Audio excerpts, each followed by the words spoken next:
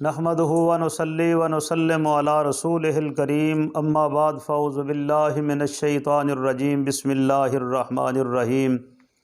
برادران اسلام، اللہ تعالیٰ آپ کے رمضان المبارک کے روزوں کو قبول فرمائے۔ ظاہر ہے کہ آپ نے زکوٰۃ ادا کی ہوگی، صدقہ فطر دیا ہوگا، رمضان کے روزے ماشاءاللہ رکھے ہیں۔ اللہ تعالیٰ اپنے فضل و کرم سے آپ کی تمام تر عبادات کو اپنی جناب میں قبول فرمائے۔ آج کا مسئلہ یہ ہے کہ رمضان المبارک میں جن احباب نے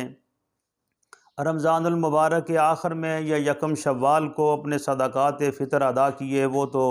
اللہ کے فضل و کرم سے، امید واسق سے، وہ تو اللہ کے دربار میں مقبول ہو چکے ہوں گے۔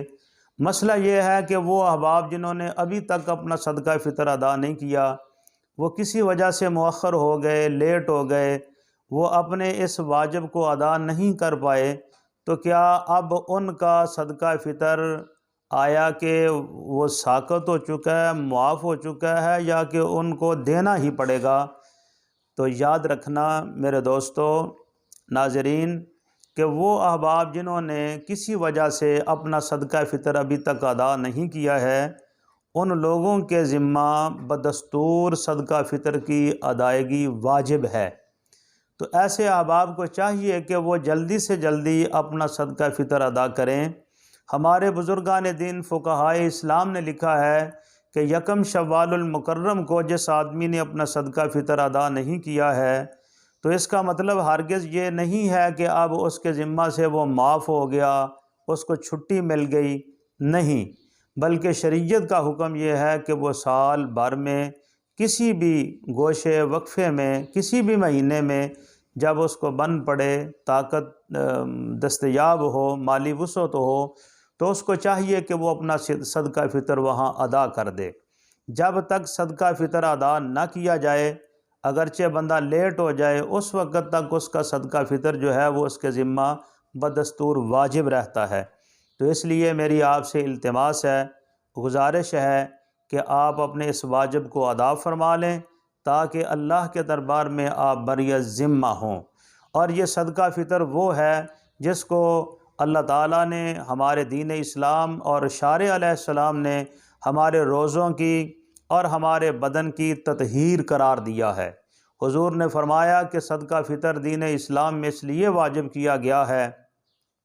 کہ تاکہ تمہارے روزوں کی کوتاہی اور اس میں جو کمی ہے، جو نقص واقع ہو چکے ہیں، وہ صدقہ فطر کی برکت سے وہ پورے ہو جائیں۔ اور دوسرے نمبر پر اس کو انسان کی بدنی طہارت کا بھی سبب اور ذریعہ بنایا ہے کہ رمضان المبارک میں انسان سے کبھی جھوٹ بولنے، غیبت کرنے، اور کبھی بہتان بازی، اور کبھی نظروں کے تیر چھوڑنے کی یہ برائیاں بھی، ان کا بھی ارتکاب ہو سکتا ہے اور ہوتا رہتا ہے۔ تو یہ صدقہ فطر وہ ہے جس کی برکت سے اللہ تبارک و تعالی انسان کی نازیبا روزے کی حالت میں جو حرکات ہیں ان کو معاف فرما دیتا ہے، بندے کو پاک کر دیتا ہے۔ اور دوسرے نمبر پر تومۃ للمساکین، یہ مسکینوں کے لیے جو اس امت کے نادار لوگ ہیں، غریب لوگ ہیں، نادار ہیں، یتیم ہیں، بیوہ عورتیں ہیں، جو اس معاشرے کے کمزور لوگ ہیں، ان کے لیے کھانے کا بندوبست اور ان کی عید کی خوشیوں کا سامان اکٹھا کرنا ہوتا ہے۔